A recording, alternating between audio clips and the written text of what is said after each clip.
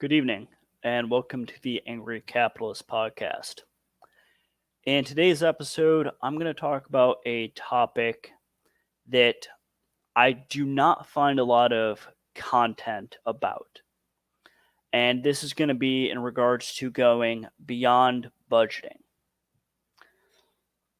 It's very common that I run into this situation where there's the discussion about setting a budget to right the ship to get your finances under control, to control your spending, but I don't see enough content about going beyond that, going a step further, going beyond just setting a budget for your expenses and going into your personal capital allocation. Where do you put your money outside of your necessary expenses? And what are some different techniques and tricks that can be done in regards to that?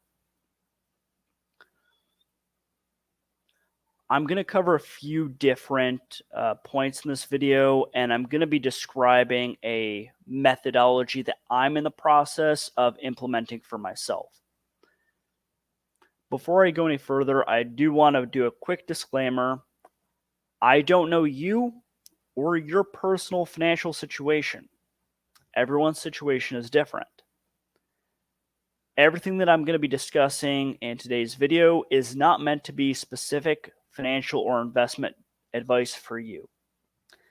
This is for educational purposes, and it's to give you a few ideas that in your situation, some of these you may be able to borrow from or use, if not currently, then maybe in the future.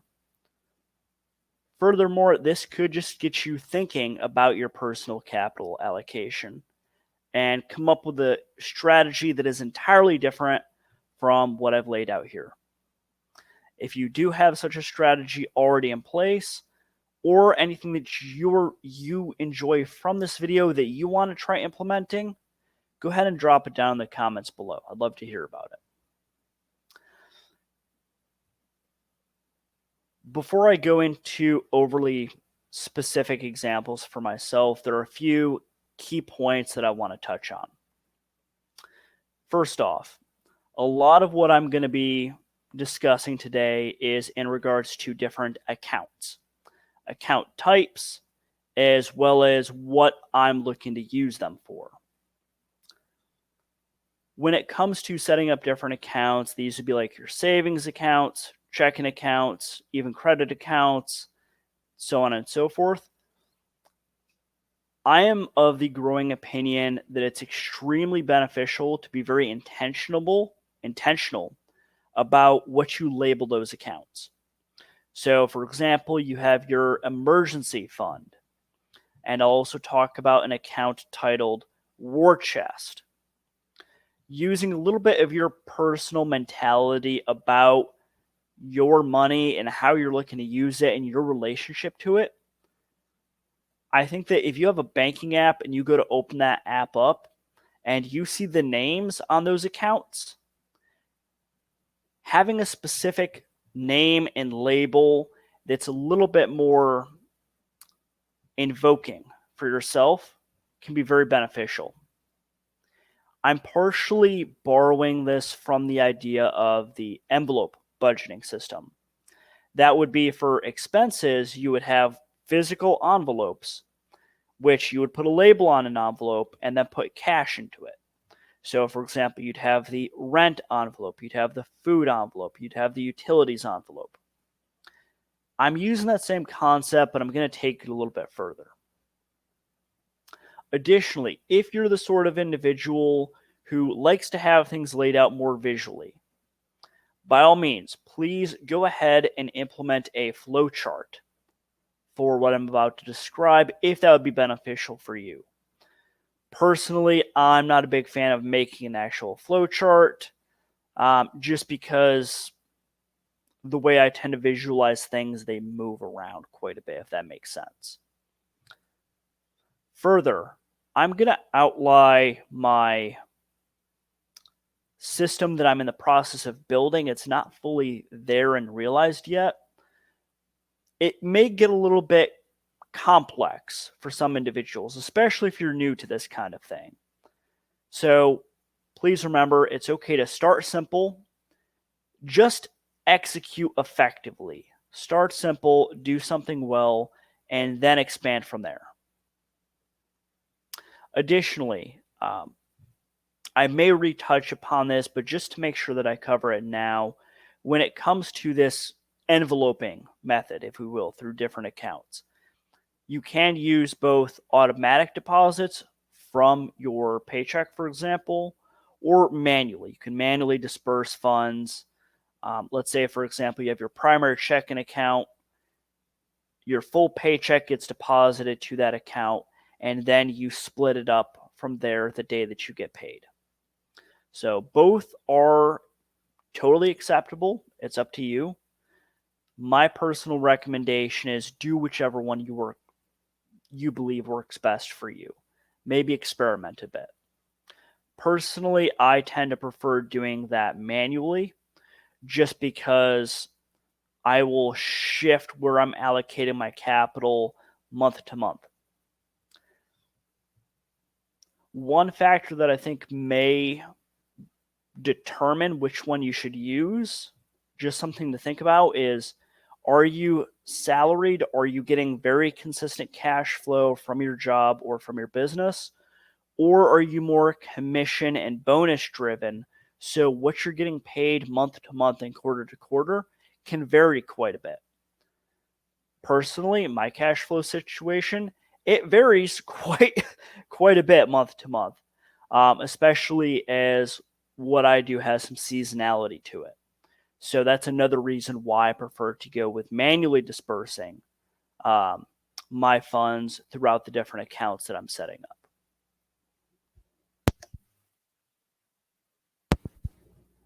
Okay. When it comes to the different envelopes, there are going to be the primary envelopes, asset accounts, and what I refer to as tax advantaged accounts. First, for your typical primary envelope accounts, what am I talking about here? So first off, we're talking about a checking account. This is what I refer to as the general fund. Now, the reason that this is called the general fund, the reason that I call it that, is because this is kind of the central spoke between all of the other account types. Next up, we have credit. This is completely optional. I understand some individuals are a little bit more careful when it comes to credit.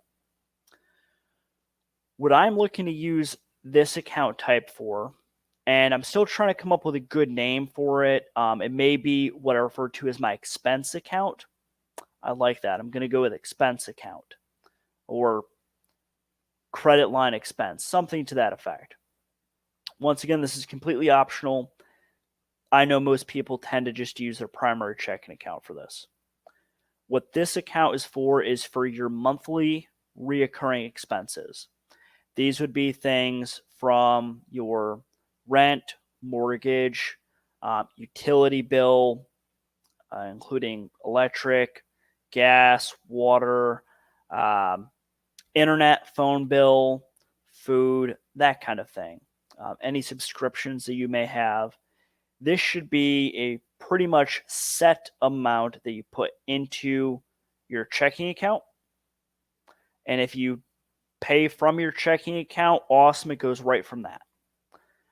Personally, I've had some bad experiences with, for legal reasons, companies that I called in to cancel a service for, and they continue to bill my debit card. So I like to have that line of separation because I've got a credit card that has fraud protection on it. So that's one of the reasons why I prefer to use a credit line as opposed to my checking account for this expense account purpose. One thing that I'm doing as well when it comes to my credit expense line is I want to keep a credit account that the limit on it is not much more than my monthly budget. So I've got a credit card account which has a $10,000 limit on it. I've got another one that's got a $1,000 limit on it. My expense one is going to be, that is the $1,000 limit. And then the $5,000 or $10,000 one, it got upgraded here recently. That's more for like, oh shit situations. But I'll digress. Point being is, in my personal situation, I want to have the limit on that credit card be approximate to my monthly budget for personal expenses. Now, within the general fund, I want to maintain a balance, and this is for my personal situation. I want to maintain a constant balance that equates to my monthly budget. So, as an example, at the start of the month, before I get paid, hypothetically, if I have $1,000 in there, that is my monthly budget for personal expenses. Now, once I get paid, that should then bump up well beyond the $2,000 amount. And at least $1,000 is going to go towards that credit expense line. To simplify, during the month I'm spending with my credit card, I've got my limit on there, so I know that it can't get, like, it won't charge up an insane amount. And then I pay that off every month from the general fund. So expense account, general fund. The general fund always needs to exceed that expense account by at least a month's worth. That is how I am personally setting it up to maintain a high level of discipline and a little bit of a buffer. So hypothetically, at any point in time, I can pay that expense account off.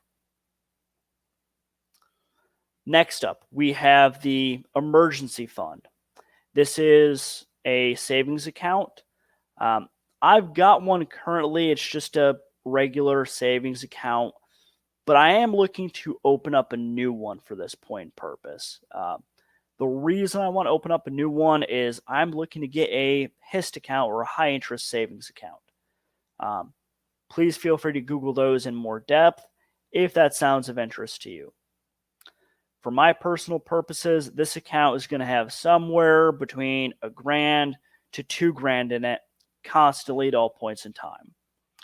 Once again, this is a buffer line of, oh shit, I had a typical emergency pop up, and I'm going to go ahead and pay for it, either with a line of credit, which I'll then pay off with my savings account, or if I need to write a check or get a cashier's check, I can move the funds from that savings account to then write the check. Quick note on there, of course, when I say move the funds, it'd be like move the funds back from the emergency savings account into my general fund, to which I would then write a check off of.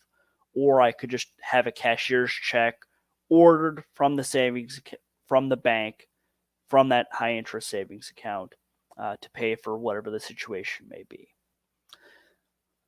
Once again, we're being very intentional about the type of label that we're putting on the account. So we have, the general fund, we have the emergency expense account, or we have the expense account. We have an emergency fund. That would be your savings account. One of the reasons why I am setting the emergency fund up as a savings account, especially as a high interest savings account, is because, one, HIST accounts have a limit on them, typically, to where you can't put more than a certain amount in it. That's going to vary country to country, state. I don't think there's state restrictions on that, but that can vary a bit depending on what the current legal situation is or what the current allowance is. Once again, if you're interested in a HIST account, look into that more on your own. But if I'm just going to park money there for an emergency, I want to earn as much interest on it as I can. Next up, we have another savings account. This would typically not qualify for high interest, but I still want to be able to get some interest on it. And the purpose and name that I have behind this one is the war chest. Now, if you're familiar with that term when it comes to finance, it's typically used by companies or by large corporate raiders like Robert Sinclair, Robert Icahn, Elon Musk would be a more current example. These are guys who build up a large fund of cash set aside for a specific purpose to go out and invest, or to buy assets with, or to do stuff with. So there's the purpose. I'm building a war chest that is going to be invested with a purpose. One of the reasons why I like to use that term is, one, it helps me to associate and invoke that same mindset that I've read about, that I've read individuals' biographies about, who they talked about building up a war chest to go out and acquire, to do a hostile takeover, to do a private acquisition. That's the kind of mentality that I want to foster in myself, even at this lower level that I'm still starting at and building myself off from. So once again, we're having some intent behind the label of this account. Further, by labeling this war chest, it is my belief that it's going to be a lot harder to go out and take the money from your war chest that you were so pumped to go out and buy a piece of real estate with, or buy a company with, or invest it in some fashion. It's going to be a little bit harder to waste and burn that money because you have a specific purpose behind it, especially if it's a motivating purpose. We're not just parking cash into a savings account that's titled savings. It's your rainy day fund. It's going to sit there and do whatever, and it's going to constantly burn a hole in your pocket. No, we have an intent and a purpose behind that money, and that's to act as your war chest for whatever it is you're looking to do. All right, next I'm going to go over asset accounts. So I'm going to break this up into two methodologies. So for myself, if I have a physical asset, or if I have a business, so let's say I have a piece of real estate, or if I have a business that I personally own, right? We want to have a degree of financial separation between ourselves and that asset. Additionally, if you have a loan that you used to buy said asset, the way that I have set this up, because I'm currently owner occupying this duplex that I receive rent for, that I have to pay the mortgage for and pay for various expenses on.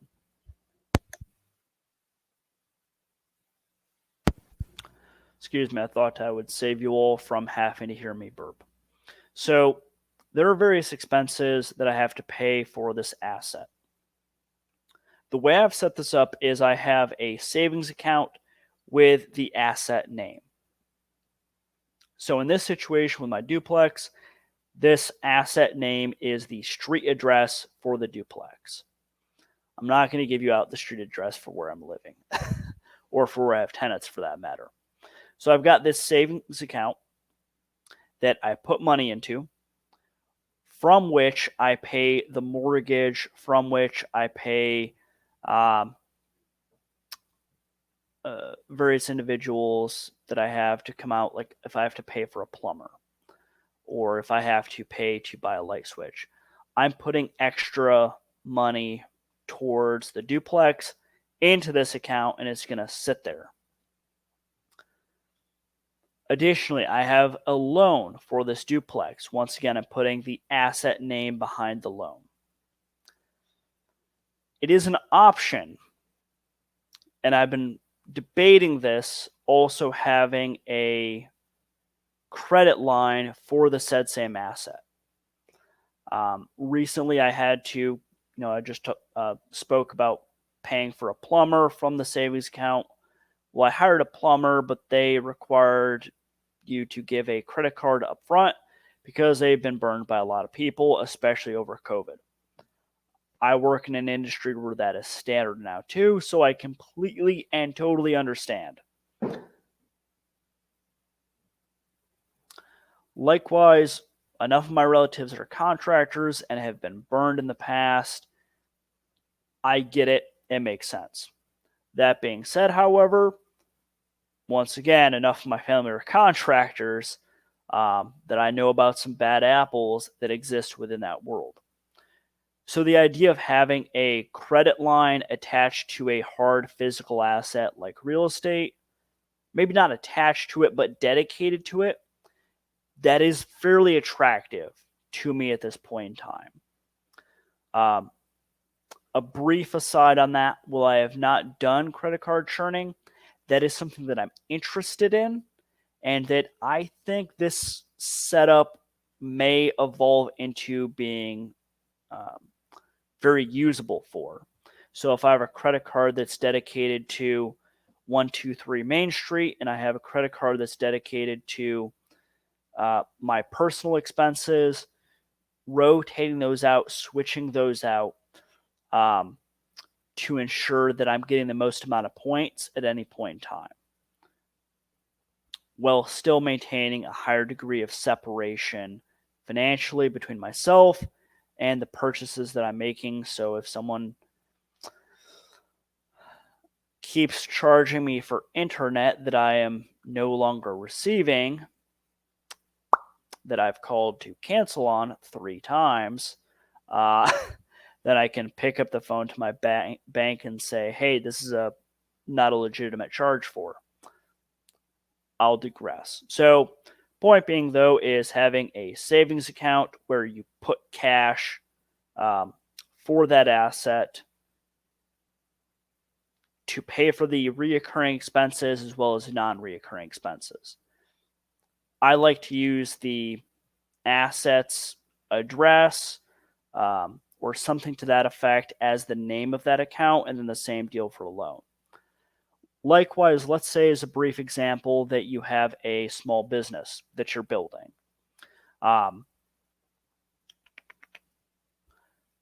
It's a good idea to have a dedicated business checking account for that business specifically,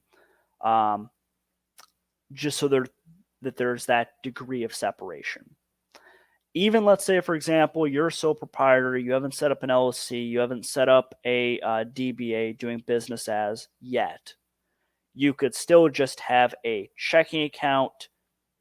It's still in your name, but you give it a label, which is the name of your business, just so you can start practicing that financial separation. These are, once again, just a few tricks, techniques, and methods that you can use. But then likewise, once you do set that up as a doing business as, an LLC, C Corp, however you set it up, you could then open up a account in the business name and have that account labeled per the business, not just business checking account 123, but have it be labeled Dave's small engine repair. Something to that effect, so that you're being intentional about your account. Once again, names matter, have intent. Likewise, this could also apply to brokerage accounts. So, for example, say you have your bank accounts and you have your brokerage account, whereby you deploy cash to buy stock or to buy bonds. Same deal. Be intentful about the name. It's just another envelope at that point in time. With that in mind, we'll now go into tax advantaged accounts. So once again, This is not specific investment nor financial advice for you. I don't know you, can't speak to your situation. Here are a few examples, though. Health savings account. I opened this up recently. I did a video on this type of account previously. I'll go ahead and link that at the end. Highly recommend checking it out. They're super, super useful and very cool. It's a special account. You need to qualify for it. It's for health purposes, but it's tax advantaged. Next, we have education savings account. I haven't done a video about those yet, but I do want to. Effectively, let's say, for example, I wish I knew about these back when I was in high school. You could put money into this account, and it would be tax advantaged, that you could then go ahead and use that for educational purposes. There are some restrictions on how you can spend it. I need to do more research on that at first. The common example I know is people use those for college. So as an example, let's say you're setting up a college fund for your kid, or if you're in high school and you're looking to put money away for college, or I do believe that they do also count for trade school, something to that extent. Very useful. Next up, we have your Roth IRA, Roth 401k, likewise traditional IRAs, traditional 401ks. The Roth accounts are more tax advantaged. While I'm going through the technical names for all of these accounts, if you want to, feel free to be a little bit more creative with what you're going to label it for. So if you have an ESA, an education savings account, you could put college fund, or you could put welding school, something to that effect on there, or electrician. Maybe you want to do, I'm curious if these would qualify, but there are different boot camps you can do. So let's say, for example, I as an adult, if I want to go through some kind of an educational boot camp course, provided an ESA could pay for those, I could build up my reserve for that boot camp course in an ESA and title the ESA as such. Once again, provided that form of schooling would qualify for that account type. Point being, once again, be intentional about your account labels. I'm going to hammer that into your head, if nothing else. Now, this can get a little bit complicated. I have this set up to where it is literally like a bold example and then bullet points. The same way that I went through all of these different accounts with you is how I'm setting it up for myself. If you're more visual, take time to make a flow chart if you need to. So you could have your general fund in the center as an example, and then you could have your expense credit line. Title that however you will. Point being is that's where you're going to, pay for your day-to-day stuff if you're going to do the credit line example. Same deal for putting money from into your emergency fund, your war chest, so on and so forth.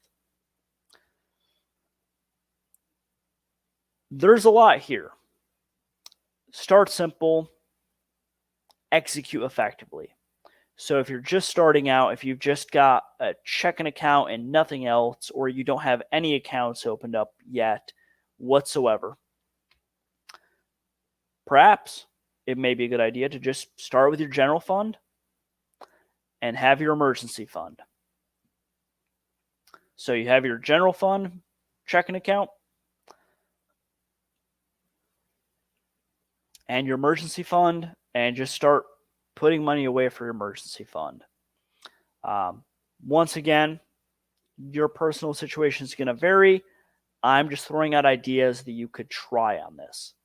Now, as you develop that and make it a little bit more, make your strategy a little bit more complex, be strategic. Take a sec, pause, think about what are my long-term goals. and now use this kind of methodology to set yourself up for that long-term goal. Work backwards a bit, you know? So you start with your general fund and you do your emergency fund on the side, or you have a $500 credit card, charge card, even. Start that simple. Okay. What do I want to do next? Well, hey, I qualify for an HSA. Let's have an HSA account.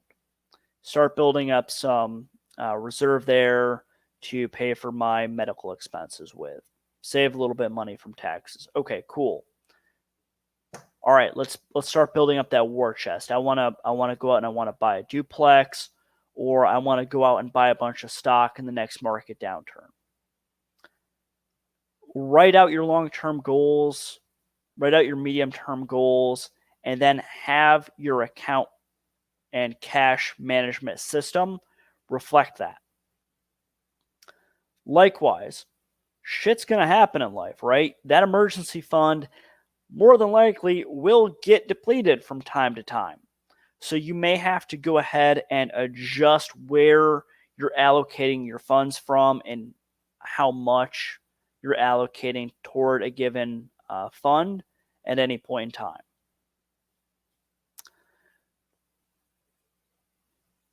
These are things to think about and to play with.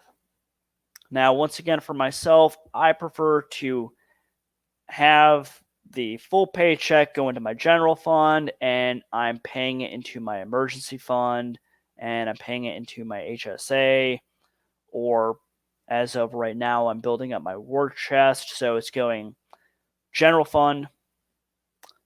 I still need to set up my expense account the way I want, but it's going to go general fund, expense account, HSA, war chest. So this is just giving you an idea, kind of a web or a network of different accounts that you can use to go beyond budgeting, go beyond just paying off the bills and, oh, let's make sure I don't overspend on food this month. You know, let's set ourselves up for success. Play to win, don't just play not to lose.